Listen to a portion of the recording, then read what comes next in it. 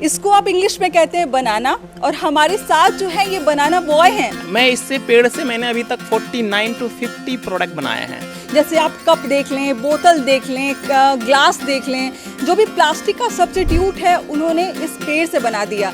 जितना फल की कीमत नहीं, उससे ज़्यादा होगी पेड़ की कीमत। तो अब तक जो किसान फलों पर आश्रित थे वो पेड़ से पैसा कमा सके। क्या मैं इंडिया के सबसे यंगेस्ट साइंटिस्ट के साथ खड़ी हूँ? छोटा से गांव से उठ के नौगछिया टू नासा का सफ़र बहुत ही अच्छा रहा और प्रेरित रहा है। नमस्कार, मैं हूं अंजलि और आप देख रहे हैं द इंडियन स्टोरीज। अभी हमारे साथ बिहार के एक ऐसे बेटे हैं जिनको भारत का सबसे यंगेस्ट साइंटिस्ट माना जाता है, जिन्होंने नासा को 3 बार ठुकरा दिया है, नासा के 3 बार इनविटेशन को ठुकरा दिया है। हमारे साथ अभी आपके जाने माने गोपाल जी हैं, बातचीत करते हैं। सबसे पहले बहुत बहुत स्वागत है आपका। सबसे पहले नमस्कार अंजलि जी, और नमस्कार करता हूं मैं आपके सभी दर्शकों को।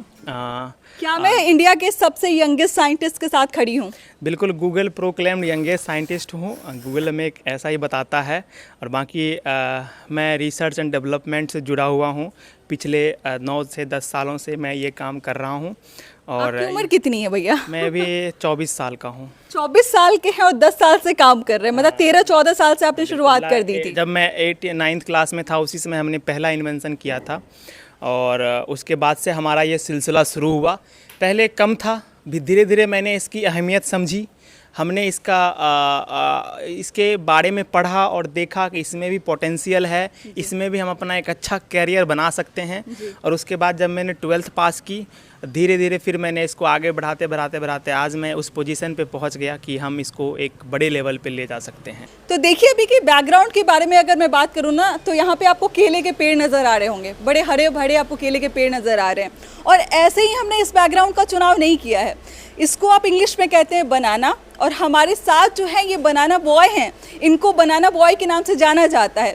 तो आपके बारे में मुझे बड़ी जिज्ञासा हो रही थी कि आपको बनाना बॉय क्यों कहा जाता है, थोड़ा लोगों को भी बताइए। बिल्कुल सही क्वेश्चन है कि बनाना बॉय क्यों का कहा जाता है।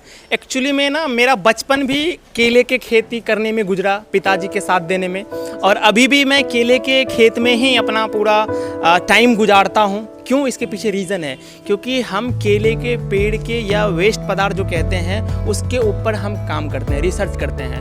उससे कुछ नया प्रोडक्ट या नया वैल्यूएबल प्रोडक्ट जो मार्केट में सस्टेन हो सके, वो बनाने की, वो डेवलप करने की मैं पिछले 9 सालों से कोशिश कर रहा हूं। और पिछले 4 सालों से मैं कॉरपोरेट कोशिश कर रहा हूं, ताकि हम इस प्रोडक्ट को, इस इन्वेंशन को उस मुकाम पे लेके जा सकें जहां पर इस केले की कीमत, पेड़ की कीमत जो आज कुछ भी नहीं है, कुछ भी किसानों को नहीं मिलता है, और एक समय ऐसा आए कि इस पेड़ की कीमत भी किसानों को मिले केले के साथ साथ। ये जो पेड़ है इसकी अभी कोई कीमत नहीं है, ना कोई वैल्यू है। किसानों के लिए एक सरदर्द है, ठीक है, उनके लिए एक प्रॉब्लम है। लेकिन हमारा जो इन्वेंशन है वो इसकी कीमत अदा करेगा।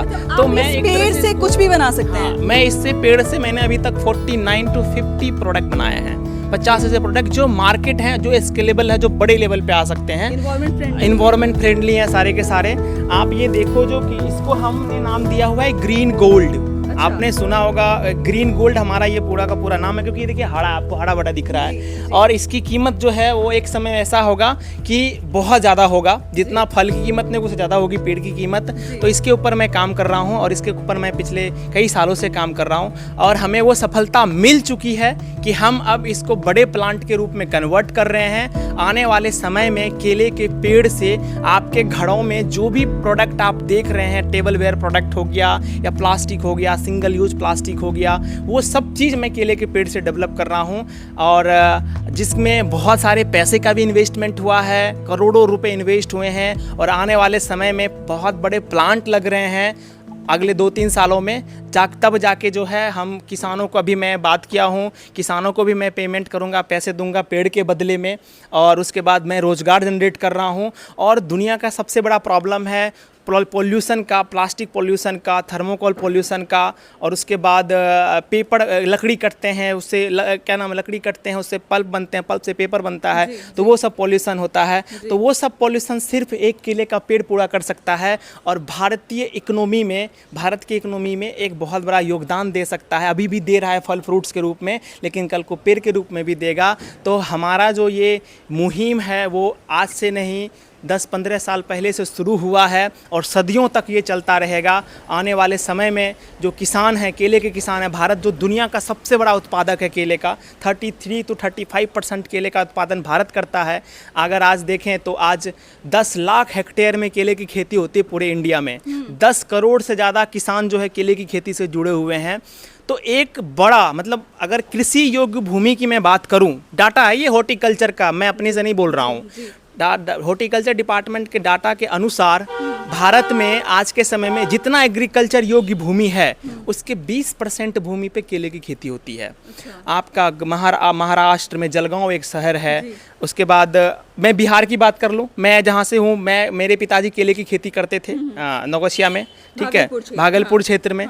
बिहार भी केले की खेती के लिए 30 से 40 हज़ार हेक्टेयर में बिहार में केले की खेती होती है। तो अगर मैं बात करूँ, अबंडेंट मात्रा में केले का पेड़ अवेलेबल है और भारत में करीब 10 करोड़ टन केले का पेड़ बर्बाद होता है। 1 हेक्टेयर में ये 70 से 80 टन केले का पेड़ बर्बाद होता है जिसका कोई यूज नहीं है। 1 हेक्टेयर में 1 हेक्टेयर में 70 से 80 टन। और आने वाले समय में मैं किसानों को इसके पैसे देने वाला हूँ। तो 1 हेक्टेयर से किसान जो हैं वो अपनी इनकम 60 to 70% इंक्रीज कर सकते हैं। तो अब तक जो किसान फलों पर आश्रित थे वो पेड़ से पैसा कमा सकते हैं। जैसे आपने अभी बोला ना कि हाजीपुर में जो किसान है वो परेशान है, क्योंकि वहाँ बाढ़ आ जाती है। हाँ। ये डूब जाएगा पानी में तो बर्बाद हो जाता है। हाँ। या आंधी आती है, टूट जाता है, कोई यूज़ नहीं होता है। हमारे लिए सारा सब काम का है। वो काम का है। हाँ। आपके पास जिस भी केले के पेड़ की वजन 20 किलो से ऊपर की होगी वो सब हमारे काम का होगा। मतलब आप ये देखिए, ये तो पतला है। हाँ। ये हो गया, ये थोड़ा मोटा होगा जो, तो मतलब आप ये समझ लीजिए क्या कि एक किसान की इनकम जो है वो हम 1 हेक्टेयर में कम से कम 40 से 50 हज़ार रुपये बढ़ा सकते हैं। सर, मैं आपको बड़ा गौर से सुन रही हूँ, अभी काफ़ी देर पहले से भी सुन रही थी और इस इंटरव्यू में भी सुन रही हूँ। एक सवाल मेरे मन में आ रहा है कि गोपाल जी जो एक किसान के बेटे हैं, वो किसान जिसके पास इतने पैसे भी नहीं थे कि वो बेटे को एक स्कूल में भेज सके, वो ट्यूशन पढ़ा सके। बेटे ने ट्यूशन वाले टीचर का मदद किया, दिन रात उनके लिए काम किया, तब जाके उनको पढ़ाई करने का मौका मिला। वो लड़का नासा तक कैसे पहुँचता, ये कहानी बड़ी इंटरेस्टिंग होगी लोगों के लिए, क्योंकि एक ऐसा ऑर्गेनाइजेशन, एक ऐसी संस्था जिससे जुड़कर लोग अपने आप को बड़ा गौरवान्वित महसूस करते हैं और जो कि हमसे 50 साल आगे की तरफ जी रहा है ना, जिसका जो स्टेशन है वो स्पेस में बन चुका है, जो इतनी बड़ी बड़ी कामें कर रहा है। कहाँ कैसे पहुँचे आप वहाँ तक? बिल्कुल सही क्वेश्चन है आपका कि एक छोटा सा गांव से उठ के नौगछिया टू नासा का सफ़र बहुत ही अच्छा रहा और प्रेरित रहा है। वो कैसे कि देखिए, जो मतलब हमारे इन्वेंशंस हैं, ये तो सिर्फ एक ट्रेलर है। हाँ। अब जैसे मूवी आती है तो एक ट्रेलर होता है ना, तो हमारी जिंदगी तभी शुरुआत हो रही है। रिसर्च का मैं आर सीख रहा हूँ, ठीक है, इन्वेंशन का साल के हैं मात्र आप। अभी तो पूरी जिंदगी बची हुई है। हाँ, तो उसके अनुसार अगर हम बात करें तो ऑब्वियसली सी बात है कि हमारे पास और भी अलग अलग प्रोडक्ट हैं, इन्वेंशंस हैं, थ्योरी है, बेसिस है, तो मोर देन 12 हैं, ठीक है। इसमें मैंने कुछ को प्रोडक्ट में कन्वर्ट कर दिया और कुछ को मैं बिजनेस में कन्वर्ट कर रहा हूँ, ठीक है, और कुछ ऐसे हैं जो थ्योरी के रूप में है। उसी में से एक थ्योरी है गोपोनियम एलॉय, जिसके बारे में आपने कहीं सुना होगा, ठीक है, अगर आप हमारी वीडियोज़ देखते हैं तो। गोपोनियम एलॉय का काम ये है कि, थोड़ा मैं ब्रीफ दे देता हूँ, ज़्यादा इसमें टेक्निकल नहीं जाऊँगा, मैं सिंपल सी चीज़ बताता हूँ। जैसे हम लोगों ने पढ़ाई करी है 12वीं में साइंस में कि पदार्थ के 3 रूप होते हैं, सॉलिड, लिक्विड, गैस। अगर सॉलिड में हम प्रेशर या टेम्परेचर डालते हैं बाहर से तो वो अपना स्टेट चेंज करता है। ये थ्योरी है। हमने एक एलॉय बनाया है। मैं क्लियर कर देता हूँ, एलॉय जो होता है वो 2 एलिमेंट के मिक्स होके बनता है। पीरियोडिक टेबल में आपने पढ़ा होगा, ठीक है, तो प्लीज़ इसमें डाउट में ना रहें। ठीक है, तो हमने कुछ एलिमेंट्स को मिक्स किया थ्योरी में और उसको हमने जब टेस्ट करा, रन करा, तो हमें एक रिजल्ट मिला, ठीक है। उस रिजल्ट के अनुसार जो है हमारा जो ये एलॉय है इस पर टेम्परेचर और प्रेशर का इफेक्ट नहीं पड़ता है। मतलब आप इसको जितना प्रेशर और टेम्परेचर डालेंगे, लिक्विड में चेंज करना है तो वो नहीं हो पाएगा। प्रेशर और टेम्परेचर डालेंगे तो हमारे इस एलॉय पे वो इफेक्ट नहीं आ रहा है। तो यही थ्योरी जो है, अगर अब देखिए अब क्या सन की टेम्परेचर कितनी है, अभी हमने टेस्ट करा हुआ है तो 10 से 12,000 डिग्री सेल्सियस तक का टेम्परेचर हमारे पे कैलकुलेशन में आया हुआ है, ठीक है। अब आने वाले समय में आप ये देखिए सन का टेम्परेचर जो है वो बाहरी टेम्परेचर वो 6,000 डिग्री सेल्सियस का है। तो यानी कि हमें अगर उसकी स्टडी करनी है तो हमें 6,000 से ज़्यादा टेम्परेचर का कोई ऐसा एलॉय या पदार्थ हमें बनाना पड़ेगा जो उसके हिट को सह सके, ठीक है, गले नहीं। तभी हम नासा ने कुछ साल पहले जो है पार्कर करके एक सैटेलाइट भेजा था जो सन से 20 लाख किलोमीटर पहले ही वो जल गया। हाँ। ठीक है, तो हमने यही थ्योरी लिख के नासा को मेल किया। तो नासा ने कुछ दिनों के बाद हमारे मेल को पढ़ा, थ्योरी को पढ़ा, तो उनको अच्छा लगा। आपके मेल को और थ्योरी को पढ़ा, आपको रिप्लाई भी मिला, उसका रिप्लाई भी मिला। ठीक है, अभी मैं आपको दिखा भी रहा था, बहुत सारे रिप्लाई आए हुए हैं नासा की तरफ से। ठीक है, तो उनमें उन्होंने यही बताया था कि आप ना एक फॉर्म को भरिए, उस फॉर्म के जरिए जो है हम उनको सारा डाटा देना था। ठीक है, हमें अपनी सारी पूरी जो रिसर्च थ्योरी थी सब उनको सबमिट करनी थी। देन फिर उनके बाद वो हमारे इस प्रोजेक्ट पे साथ में काम करते हैं। आपने बोला था कि आप नासा कुछ बच्चों को ले जाने का प्रयास कर रहे हैं और अगले साल के लिए भी आप कुछ लोगों को ये मैसेज पहुंचाना चाह रहे थे कि आप अपने जो भी इनोवेशन है उस पर काम कीजिए, अपने माइंड पे काम कीजिए, अपनी क्रिएटिविटी पे काम कीजिए और हमसे आके मिलिए। उनको क्या कहना चाहिए अपने? बिल्कुल बिल्कुल, जैसे कि ओलंपिक होता है, आप लोग सभी जानते हैं कि ओलंपिक खेलों के लिए माना जाता है। हमारे देश में भी पिछले कुछ सालों से इसका प्रचलन रहा है, जब से नीरज चोपड़ा जी ने गोल्ड मेडल जीता है, ज़्यादा ये फेमस हुआ है। उसी तरह ओलंपिक होता है स्पेस का, ठीक है, जो नासा कराती है। ध्यान से सुनिएगा, नासा का एक ओलंपिक है जिसके बारे में बता रहे, समझाने के लिए उस टर्म का इस्तेमाल करें, उसके बारे में बताइए। ठीक है, जो 33 साल से करा रही है, और दुख की बात है कि भारत जो है पिछले 33 साल में एक भी गोल्ड मेडल नहीं जीत पाया है। मेरा लक्ष्य है भारत को इस ओलंपिक में गोल्ड मेडल जिताने का। रिप्रेजेंट करते हैं भारत के लोग वहाँ पे? हाँ, बिल्कुल करते हैं। तो पिछले साल भी टीम रिप्रेजेंट की थी, तो उसमें एक हमारी भी टीम थी वायामाडी की, जिन्होंने रिप्रेजेंट किया था।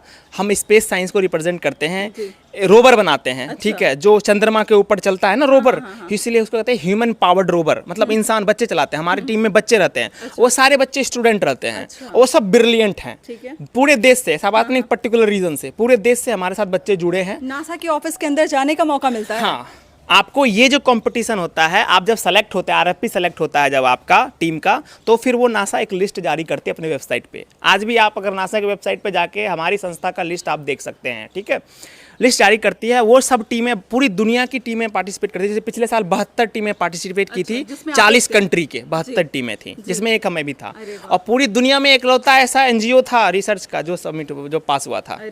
ठीक है, ये हमारे लिए गर्व की बात है। ये हमारे वायामाडी का एक बड़ा अचीवमेंट है कि आज वायामाडी के नाम के साथ नासा का नाम जुड़ा हुआ है। नासा की अगर आप वेबसाइट पे जाके सर्च करते हैं तो आपका जो एनजीओ है वो वहाँ पे नजर आ जाएगा। देखिए, हैं तो हमसे उम्र में छोटे, लेकिन हमें आज इन्होंने बहुत कुछ सिखा दिया, बहुत कुछ बता दिया। न जाने देश के कोने कोने में कितने सारे गोपाल जी अभी होंगे जिनको अपनी काबिलियत के बारे में पता नहीं होगा या फिर वो जान नहीं पा रहे होंगे। अगर आपको इनका वीडियो अच्छा लगा हो तो अपने अंदर की ताकत को भी पहचानिए, अपनी काबिलियत को पहचानिए। बाकी क्या कुछ कहना चाहेंगे इनके बारे में कमेंट में ज़रूर बताइएगा। मिलते हैं अगले वीडियो में एक नई कहानी और एक नई जानकारी के साथ। इसके साथ साथ इन्होंने जिस बारे में बताया कि जो भी बच्चे हैं वो इनके साथ जुड़ सकते हैं, इसके लिए इनका जो मेल आईडी है वो हम मेंशन कर देंगे। आप उस पर जाके इनको मेल कर सकते हैं, प्रॉपर मेल कर सकते हैं। मिलते हैं अगले वीडियो में।